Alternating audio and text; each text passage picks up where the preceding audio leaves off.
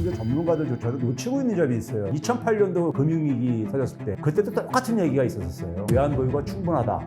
경제 규모에 비해서 외환 보유액을 우리가 고려를 해야 돼요. 한국은행은 사실은 지금 섣부르게 동결을 한 거예요. 아직까지 확실하게 통제가 되지 않은 상황이기 때문에 연준으로서는 섣부르게 종료 선언을 하기가 힘든 상황입니다. 옐런 같은 경우 중국 방문을 달려고 싶은 거죠. 중국 방문하고 돌아오면서 기자들 앞에서 뭐라고 했냐면 중국 방문이 굉장히 성공적이었다. 그러니까 달러 가치 안정성이 보장돼야 되면 되는 거예요.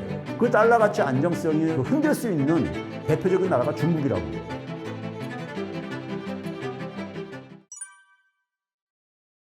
머니인사이드 구독자 여러분 안녕하십니까. 건국대학교 경제학과에서 학생들을 가르치고 있는 대학 선생입니다. 반갑습니다. 미국이 코로나 바이러스 팬데믹이 발발하면서요 제로금리까지 내렸었죠.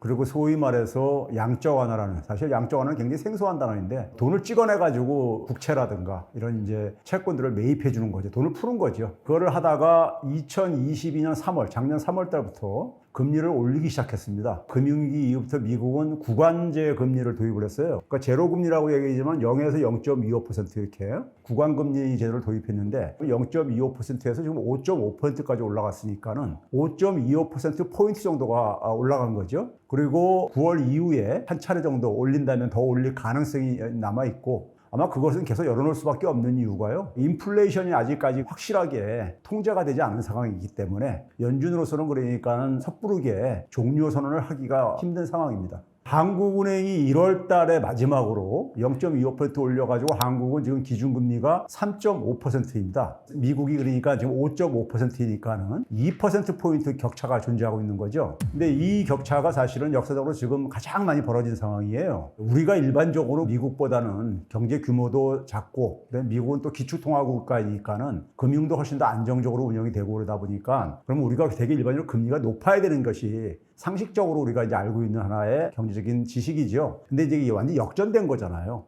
2%포인트라면요, 굉장히 큰 겁니다. 국제금융시장에서는 대개 0.01% 단위로부터 계산을 시작해요. 그래서 1%를 100bp, 베이시스 포인트 해가지고 우리가 200bp가 지금 벌어진 거거든요. 굉장히 큰 거죠. 그럼에도 불구하고 많은 분들이 여기에 대해서 이제 그러니까 자본 유출이 이제 그러니까 우려를 하고 있는데 놓치고 있는 점이 있어요. 심지어 전문가들조차도 놓치고 있는 부분이 있는데 결국은 이제 금리 차이로 인해 가지고 자금이 유출된다고 한다면은 그건 대개 뭐냐면 고정 수익을 추구할 수 있는 상품으로부터 자금이 유출되는 건데요. 대표적으로 고정 수입을 추구하는 상품이 채권입니다. 주식은 우리가 수익이 보장되는 게 아니잖아요. 주식이라는 것은 오를 수도 있고 내릴 수도 있고 그렇기 때문에 수익이 안정적으로 보장되는 게 아닌데 채권 같은 경우는 대개가 이제 발행할 때 이자를 보장을 해주기 때문에 고정 수익이 보장되는 상품이죠. 그러니까 채권에서 자금이 유출될 가능성이 있는 거거든요. 그런데 여기서 또 놓치고 있는 게 뭐냐면은 시장에서 유통되는 채권들은요. 우리나라 같은 경우 3년에서 5년물이라든가 장기는 10년물들 이런 게 있는데 미국도 한 2년에서 한 10년물이 가장 많이 유통되어지고 있어요. 그러니까 좀 기간이 좀 깁니다. 근데 이 채권의 금리 혹은 채권의 수익률이라고 하는데 채권의 수익률은 그렇게 많이 격차가 안 벌어져 있어요. 미국하고 한국이 한 0.2%포인트 내지 0.3%포인트 차이가 안 벌어져 있습니다. 기준금리처럼 그러니까 2%포인트 그것의 10배가 되는 이걸 가지고 그대로 공식적으로 대입을 하면 안 되는 거고요. 자금이 나가고 들어올 때 영향을 미치는 건 환율이 또 영향을 미칩니다. 한국에 투자했다가 한국에 투자하는 외국인 자금은 달러를 갖고 들어와서 한국 원화로 바꾼 다음에 우리나라 금융 채권 상품에 투자를 했다가 다시 팔아가지고 달러로 바꿔가지고 갖고 나가야 되기 때문에 환율이 영향을 미칠 수밖에 없어요.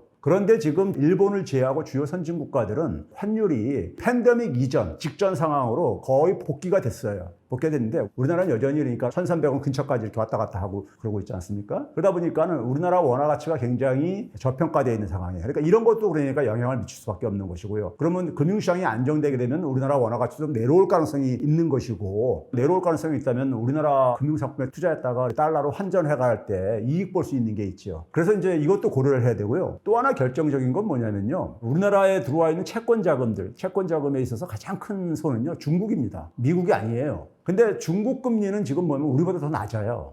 일본이 우리나라 금리보다 많이 낮은 건 잘 알려진 사실인데 중국도 우리나라보다 금리가 굉장히 많이 낮습니다. 중국도 지금 디플레이션 우려가 나올 정도로 하다 보니까 금리를 그동안에 중국은 유일하게 내린 나라들이죠. 3차례 정도 내렸죠. 그러다 보니까 한국보다 낮기 때문에 중국은 그러니까 나갈 이유가 없죠. 중국 자금은요. 오히려 금리가 낮으니까요. 그래서 이제 아시아 자금이 한 50% 이상을 차지하고 있다 그러는데 대부분이 중국 자금입니다. 그 다음에 이제 유럽 자금이 있는데 유럽하고 우리하고는 그러니까 거의 뭐 비슷하게 형성되어지고 있는 상황이다 보니까는 기준금리를 기준으로만 이렇게 자금의 유출입을 판단하면 안 된다. 특히 이제 미국의 장기 채권 금리들이 2년물 이상들은 대개 상승이 별로 안 이루어지고 있습니다. 그러다 보니까는 시장의 채권 금리는 그렇게 차이가 크지가 않다. 그런 요인들을 고려해서 이해를 해야 됩니다. 금융시장이 안정되게 되면요, 자금은 잘 순환이 되기 때문에 자금의 갑작스러운 유출은 안 생겨요. 그러니까 우리가 평상시에도 보게 되면은 경제가 안정됐을 때는 뭐 기업들이나 가게들이 그러니까 빚을 내가지고 경제를 운영하고 새로운 빚을 내가 또 그거를 상환을 하고 또 이렇게 하듯이요. 근데 이제 국제 금융시장이 갑자기 불안정해질 때는 이제 자금들이 이제 안전한 곳을 도피를 할 때,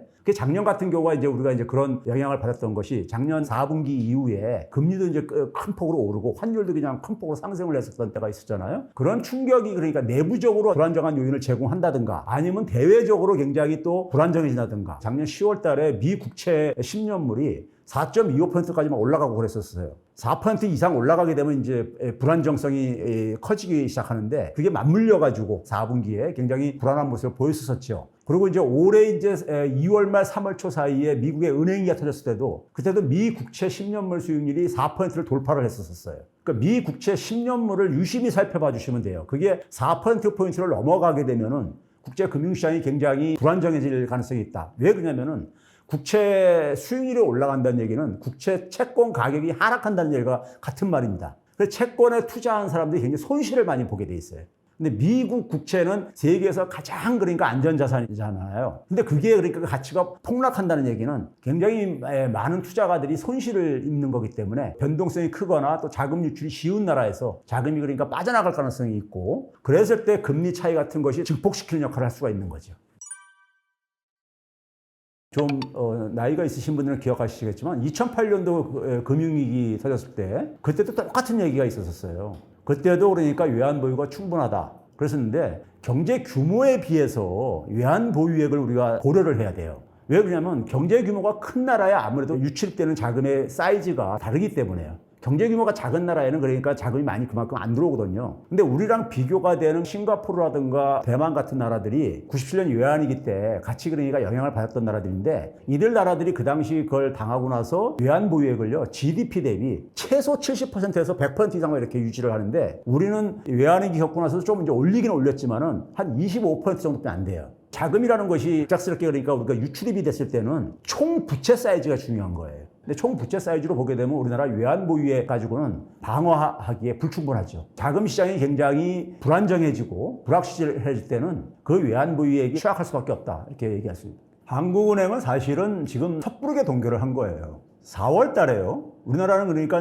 1년에 8번 이제 금통위가 열리는데 1월, 2월 열고 한 달 쉬고, 그러니까 한 분기에 우리가 2번 열고 한 달 쉬고 이렇게 하기 때문에 그래서 8번을 하는데요. 근데 이제 4월 달에 이창용 하는 총재가 미국에 방문했다가 기자들하고 간담회를 하면서 우리나라랑 비슷한 경우가 호주하고 캐나다를 예를 들었어요. 그리고 이제 주요 선진국가들 은행 총재들하고 중앙은행 총재들하고 만나서 의견을 나눠보니까는 그들 나라들도 동결할 입장을 가지고 있더라. 그 얘기를 한 지 한 20일도 채 안 돼가지고 호주가 금리를 연속해서 2번을 올렸죠. 캐나다도 6월달, 7월달에 연속해서 2번을 또 올려버렸어요.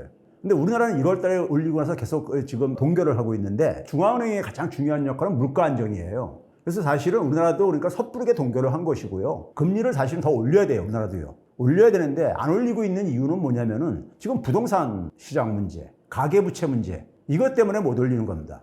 한국은행 총재가 다른 금융통화위원들과 마찬가지로 디레버리징이라는 표현이 있습니다. 영어 표현인데 부채를 축소하는 거죠, 쉽게 얘기해서요. 우리나라 부채가 너무 크니까는 이걸 축소시켜야 된다. 이게 굉장히 위험한 폭탄이니까는 축소시켜야 된다. 근데 이게 단기간 내에 급격하게 축소를 하게 되면 충격이 너무 크니까는 완만하게 축소를 해야 된다는 얘기는 하는데, 실질적으로 그러니까 디레버리징, 부채 축소에 도움이 되는 통화정책을 사실은 운용을 못하고 있어요. 그러니까 금리를 올리게 되면 돈을 회수하고 이제 그렇게 되는데, 돈을 지금 회수를 하기는커녕 오히려 계속해서 공급을 하고 있거든요. 7월 27일이죠. 지난주 목요일 날에 비상거시 경제금융회의라는 것을 만들었습니다. 지금 그러니까 비상사태라 이거죠. 근데 그게 7월 27일 날 열렸었어요. 열리고 나서 이창용 총재가 한국은행 가서 금통위원들을 소집해가지고 금융회사들한테 자금을 지원하는 대책을 발표를 해요. 대출제도 개편을요. 작년에 11월 달에 한번 개편을 했었습니다. 그래서 작년에 그래가지고 은행들뿐만 아니라 금융회사들한테 한국은행이 돈을 지원을 해줬죠. 그래서 작년 4분기에 통화량이 크게 늘은 거예요. 근데 이번에는 뭐냐면은 소위 우리가 지금 최근에 부동산 시장에 가장 문제가 되는 게 PF 대출이라는 걸 많이 얘기 들었잖아요. 그러면서 새마을금고라든가 저축은행들이 굉장히 지금 부실이 지금 드러나고 있잖아요. 그래서 여기에다가도 이제 자금을 지원을 하겠다. 원래는 한국은행이 자금 지원 못하게 제한된 곳들입니다. 근데 그들이 가지고 있는 채권들도 담보로 잡아주고서는 자금을 지원하겠다. 그 규모가 지금 한 40조를 추가로 지금 더 지원을 하겠다 이렇게 얘기를 하고 있거든요. 은행에 대해서도 그러니까 한 100조까지 늘리겠다 이런 얘기를. 그러니까 사실은 긴축이 아니라 돈을 더 푸는 거잖아요. 인플레이션도 제대로 지금 안 잡힌 상황이고 안 잡힌 상황에다가 부채 축소를 하겠다고 하면서 돈을 더 공급하고 있으니까 정반대로 가고 있는 거잖아요. 새마을금고 같은 경우 일부 새마을금고가 PF 대출이 부실이 커져가지고 손실을 보면서 통폐합하고 그랬잖아요. 근데 그 한두 개 통폐합한다고 해가지고 아무 문제 안 생기거든요. 저축은행도 마찬가지예요. 저축은행도 그게 뭐 한두 개니까 유실화돼가지고 통폐합한다고 해가지고 금융시스템 전체가 무너지는 건 아니에요. 한국은행은 사실 금융시스템이 무너질 정도의 단계가 되게 되면 개입을 해도 그래도 비상사태니까는 명분이 있는데 그렇지 않은 상황 속에서는 그들이 왜 그렇게 부실화됐습니까? 위험이 높은 사업에다가 돈을 운용을 하다가 위험이 높은 사업에다가 돈을 운용하게 되면 수익은 높다고요. 그러니까 자기들이 그러니까 탐욕을 추구한 거죠. 탐욕을 추구하다가 부실화된 것을 왜 한국은행이 돈을 투입해서 그걸 구제를 해줘야 되냐 이거죠. 새마을금고라든가 저축은행들이 위험성이 높은 사업에다가 자금을 운용해가지고 돈 벌었을 때 사회에다가 무슨 환원을 했냐고요. 그런 거 아니잖아요. 자기 책임하에서 결정을 해가 사업을 결정을 해가지고 하다가 사업이 잘못됐으면은 시장 원리에 따라서 정리를 해야 되는 거죠. 근데 그거를 지금 지원해주겠다고 하는데 문제는 지금 한국은행이 통화 정책을 완화하는 단계가 아니란 말이에요. 본인들도 입으로 그러니까 디레버리징을 지금 해야 되는 상황이다 이렇게 얘기를 하면서 정반대로 지금 가고 있는 거죠. 그렇게 하다 보면 중앙은행이 신뢰를 잃게 됩니다. 통화정책이 그러니까 효과를 보기 힘들어요. 그런 점에서 한국은행은 지금 상당히 그런 정치적인 행보를 하고 있다 이렇게 생각을 하고 있어요.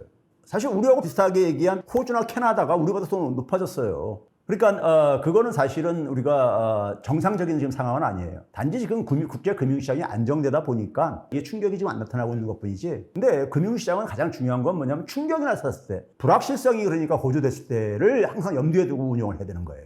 그때 돼서 대비책 만들기엔 너무 늦거든요. 순식간에 자금은 이동을 하거든요. 돈이라는 것은 사람들한테 굉장히 민감한 하나의 자산이기 때문에 이건 빛보다 빠른 속도로 움직여요. 돈이라는 것은요. 그렇기 때문에 항상 최악의 상황을 그러니까 염두에 두고선 되게 통화정책을 운용을 해야 되는 거예요. 지금 우리가 금리가 굉장히 빠른 속도로 올라간 거잖아요. 지난 1년 조금 넘게요. 그러면 금리가 왜 이렇게 빠르게 올라갔냐면은 인플레이션 때문에 올라간 거잖아요. 근데 이 인플레이션이 20세기 이후에 겪었었던 인플레이션하고는 다른 유형의 인플레이션이에요. 코로나 팬데믹을 겪고 나가지고 시간이 상당히 지나면서 경제 활동을 다시 복구를 해야 되겠다. 경제 활동이 급속도로 이제 확장이 되면서 인플레가 올라가기 시작했다고요. 거기다가 뭐냐면 이제 작년 2월 달에 우크라이나 전쟁이 발발을 했잖아요. 그럼 이 두 가지 요인은 다 비경제적인 요인이에요. 경제 문제 아니잖아요. 코로나 발생한 게 이게 무슨 경제적인 문제예요. 전쟁이 이게 무슨 경제적인 문제예요. 이런 비경제적인 충격으로 나타난 거거든요. 여기에 대한 대응을 초창기에 잘못했던 거예요. 잘못 판단을 했던 거예요. 연준 같은 경우 상당히 오랫동안 방치하다가 이게 심각해지니까는 뒤늦게 개입을 하면서 굉장히 빠른 속도로 2000년대 이후에 이렇게 빠른 속도로 올린 적이 한 번도 없었죠. 그러니까 시장에서 충격을 받은 거죠. 그러면 그런 상황 속에서 지금 그러니까 인플레이션이 꺾인다고는 하고 있지만은 이번에 겪었던 인플레이션 요인이 해결이 됐는가 한번 우리 자신한테 물어봐야 돼요. 코로나 바이러스 같은 경우 앞으로는 도래하지 않는다는 보장이 있습니까? 없잖아요. 그 다음에 무슨 이런 이 우크라이나 전쟁 같은 경우 소위 말해서 패권 전쟁이잖아요. 근데 지금 뭐냐면은 그동안에 미국이 주도를 해가지고 세계 질서를 운영해 왔는데 여기에 대해서 그러니까 슬슬 이제 도전들을 하는 거 아닙니까? 그럼 이런 패권 충돌이 사라지는 거냐고요. 지금 뭐 중국하고도 지금 그러니까 여전히 지금 갈등이 남아있는 상태고 그러잖아요. 원인은 그러니까 하나도 해결된 게 없어요. 단지 뭐냐면 시간이 지나다 보니까 이 효과가 약화된 거예요. 그렇죠. 최근에 인플레이션이 떨어진 것도 뭐냐면은 작년에 유가가 굉장히 빠른 속도로 올라갔었잖아요. 그러다가 지금 많이 떨어졌잖아요. 소비자들도 많이 느낄 거예요. 주유소에서 기름 넣으시면서 많이 작년보다 많이 떨어진 것을. 근데 이 효과 때문에 그렇지 나머지 물가들은 지금 굉장히 고공행진 계속 하고 있단 말이에요. 그러면은 인플레이션의 근본적인 문제는 하나도 해결이 안 된 상태이고 거기다가 뭐냐면 이것이 재발될 가능성도 있고 이런 상태 속에서 지금 착시 효과가 있는 거예요. 유가 하락에 의해서 그러니까 물가가 하락한 걸로 인플레이션이 통제가 되고 있는 것처럼 착시 현상을 겪고 있는 거예요. 일종이에요. 그럼 이런 식의 이제 인플레이션이 향후에도 지속될 가능성이 있다는 얘기고 그러면 우리가 흔히 그래서 얘기할 때 적어도 팬데믹 이전에 굉장히 우리가 저금리 시대에 살았는데 소위 우리가 이지머니라고 합니다. 값싼 돈. 값싸게 돈을 썼던 거죠. 제로금리로 막 장기간 유지되면서요. 그런 시대는 다시 도래하지 않는다. 금리도 굉장히 팬데믹 이전보다 높아질 수밖에 없다. 이렇게 보고 있는 거거든요. 그러면 이런 상황이 여전히 해결이 안 된 상황 속에서 과거처럼 그러니까는 연준이라든가 주요 국가의 중앙은행들이 돈을 그냥 무조건 대고 공급하는 것이 만만치 않을 거라는 것이고요. 그럼에도 불구하고 미국 같은 경우 보게 되면 실물 지표들은 굉장히 좋거든요. 고용이나 소비나. 근데 우리가 일반 독자들이 잘못 기억하고 있거나 오해하고 있는 것이 뭐냐면요. 실물 경기 침체에서 금융위기 같은 건 오지 않습니다. 금융위기 이전에도요, 실물 경기는 굉장히 좋았었어요. 90년대 이후에는 금융이 사고를 쳐가지고 경기 침체를 가져왔지, 실물 경기가 침체돼가지고 금융이 불안정해지는 게 아니에요. 근데 이제 지금 금융시장 상황은 이런 거죠. 거기에 많은 사람들이 지금 금융상품에 투자를 하고 있는데, 지금 금리를 그러니까는 연준이 조만간에 이제 인상을 종료를 하고 내릴 것이다. 그래서 옛날 같은 시대가 올 것이다. 이거는 어떻게 보게 되면 사실 그동안에 돈을 엄청 찍어냈잖아요. 금융위기에도 찍어냈지만 팬데믹에도 엄청 찍어냈잖아요. 그게 상당한 그러니까 거품을 만들어 놓고 있고 그 돈은 사실 회수가 돼야 되는 거예요. 비정상적으로 많이 공급된 거예요. 근데 이걸 회수를 하게 되면 금리를 올려야 된다는 얘기잖아요. 근데 이거 굉장히 고통스럽잖아요. 고통스러우니까 고통스러운 거 싫은 거예요. 싫은 거니까 연준이 금리를 내릴 것이다. 이렇게 체면을 거는 거예요, 실제로요. 그리고 미국 경제가 상대적으로 한국 경제보다 좋은 이유 중에 한 가지는 뭐냐면요. 어떻게 보면 양면성을 가지고 있는 거라 얘기할 수 있지만 팬데믹 이후에 미국이 그 가계에다가 현금 지원을 한 90% 가계들한테 현금 지원했습니다. 1조 8천억 달러를요. 금융위기 이후에는 그러니까 그렇게 지원을 안 해줬었어요. 근데 팬데믹 이후에는 사람들이 경제활동을 못하니까 수입이 끊어지고 그러니까 그 돈이 상당히 미국의 소비를 뒷받침을 해줬다. 그러니까요. 그 풀린 돈 때문에 또 우리가 이 문제도 겪고 있지만은 그게 실물 경제를 그러니까 여전히 어쨌든 탄탄하게 방어해주고 있는 측면이 있다 이렇게 보고 있고요. 그럼에도 불구하고 미국 경제가 자기 자신뿐만 아니라 세계 경제에 어떤 영향을 미칠 수 있냐는 가장 큰 변수는 뭐냐면요. 이겁니다. 달러의 힘을 계속해서 안정적으로 유지할 수 있느냐 없느냐. 달러의 힘하고 미 국채에 대한 신뢰는 같은 말입니다. 사람들이, 많은 나라들이, 투자가들이 미 국채를 투자하는 이유는 달러의 힘을 믿기 때문인 거예요. 달러가 계속해서 가장 중요한 안전자산이 될 거다. 이런 믿음이 있기 때문인 거라고요. 근데 달러 가치가 만약에 보장이 안 된다고 하면은 누가 미국 국채에다 투자를 하려고 그랬어요. 그러니까 미 국채 가격이 지금 상당히 높게 형성되고 있는 이유는 아까 제가 표현했듯이 집단 체면의 수로가 거는 거예요. 미국 달러가 계속해서 안전한 지위를 유지할 것이다. 하는데 문제는 뭐냐면 그에 커다란 변화가 지금 생기고 있죠. 중국을 중심으로 해서 브릭스를 중심으로 해가지고 대체 통화를 만들자. 이런 움직임이 있잖아요. 실제로 보게 되면은 중남미 국가들이라든가 중동 국가들이 그러니까 위안화 결제 이런 방식을 도입을 하고 있고 러시아 제재하면서 그러니까 사실은 미국이 스스로 발등을 찍은 게 있죠. 러시아를 그러니까 국제 금융 통신망에서 배제시키다 보니까 러시아는 좋든 싫든 간에 독자적인 결제망을 추구할 수밖에 없게 돼버린 거고 그 결과로 달러에 대한 의존도가 급속히 약화되고 있죠. 달러에 대한 의존도가 줄어든다는 얘기는 결국 뭐냐면 미 국채에 대한 수요가 줄어든다는 얘기고요. 미 국채에 대한 수요가 줄어들면 미 국채 가격이 하락한다는 얘기고요. 미 국채 가격이 하락한다는 얘기는 미 국채 수익률이 올라간다는 말과 같은 말입니다. 그러면 이게 시장 금리가 폭등하는 거기 때문에 소위 말해서 핵폭탄이 터지는 거죠. 그런데 7월 초에 미국의 재무장관 옐런이 중국을 방문했었잖아요. 옐런이라는 분이 어떤 분이냐면 연준 의장 출신입니다. 돈에 대해서 굉장히 해박하신 분이에요. 그분이요. 미국은 지금 뭐냐면 미국 연방정부의 지금 부채가 굉장히 지금 급속도로 증가하고 있는 상황이라고요. 그 미 국채를 누가 사줄 사람들이 필요한데 지난 1년 동안에 경험한 새로운 것이 뭐냐면 미 국채 가격이 액면 가격보다 떨어지는 현상을 처음으로 겪었어요. 미 국채 투자했던 사람들이 대규모 손실을 봤다고요. 세계에서 가장 안전한 자산이라고 생각했던 것이 가장 위험한 자산이 됐었던 거예요. 그러니까는 여기에 큰 손이 누구냐면 해외 투자가들입니다. 미 국채에 대한. 그 중에서 가장 많이 보유하고 있는 게 일본이고 두 번째가 중국인데 일본은 미국채를 매각할 수 있는 형편이 안 돼요. 근데 중국은 달러에 대한 의존도도 줄이고 싶고 그러다 보니까 계속해서 지금 이렇게 축소해 왔어요. 이런 움직임이 부상하고 있는 문제인 거예요. 그러니까 그걸 옐런 같은 경우 중국 방문을 달래고 싶은 거죠. 중국 방문하고 돌아오면서 기자들 앞에서 뭐라고 했냐면 중국 방문이 굉장히 성공적이었다. 옐런은 재무부 장관이고 재무부 장관의 가장 중요한 임무는 뭐냐면 미 국채 안정적 관리입니다. 달러 가치에 대한 안정성을 유지하는 거거든요. 미국의 그러니까 가장 커다란 힘은 달러를 찍어낼 수 있는 힘인 거예요. 군사력도 있지만 군사력도 미국의 달러 힘이 있기 때문에 가능한 거예요. 그러니까 달러 가치의 안정성이 보장돼야만 되는 거예요. 그 달러 가치의 안정성이 흔들 수 있는 대표적인 나라가 중국이라고요. 서로가 그러니까 상호 의존성이 높아진 거예요. 미 국채 가격이 단기적으로 폭락을 하게 되면 중국도 투자자 입장에서는 손해보는 거기 때문에 서로 딜을 할 수 있는 여지는 있는 거죠. 근데 제가 볼 때는 그 부분에서 성공적이었다. 이런 표현을 하고 웃으면서 할 수 있었던 게 바로 그게 아닌가 저는 이제 유추를 하는데요. 성공적이었다는 메시지가 나간 순간 시장에서는 바로 반응이 나왔습니다. 미 국채 가격이 올라가고 그러다 보니까 그거를 누군가 사줘야 되는 거잖아요. 그 사주는 손이 그러니까 지금 중앙은행인 연준이 할 수가 없는 상황이라고. 연준은 지금 뭐냐면 기존에 그러니까 이 산원 국채도 시장에다 내놔야 되는 이런 상황이라고요. 작년 6월 달부터 양적 긴축으로 바뀌면서 내놓고 있죠. 그러니까 연준이 그걸 할 수 없는 상황 속에서 기대할 수 있는 가장 큰 손이 중국뿐이 없는 상황이거든요, 지금요. 달러 가치의 안정성 때문이라도 중국과 미국이 계속해서 격하게 싸움을 하고 있지만은 서로 한쪽에는 그러니까 죽기 살기로까지는 저는 가기 힘들다. 서로가 서로의 약점을 잡고 있기 때문에 이렇게 보는 거죠. 강남에 재건축이 많은 이유가 신도시 개발을 했기 때문에 많은 거고요. 이 많이 나올수록 사업성은 굉장히 좋다. 부동산 시장을 판단하실 때 전세 대출에 대한 정부의 양태를 잘 봐야 돼요. 성실히만 열심히 사는 사람들이 부자가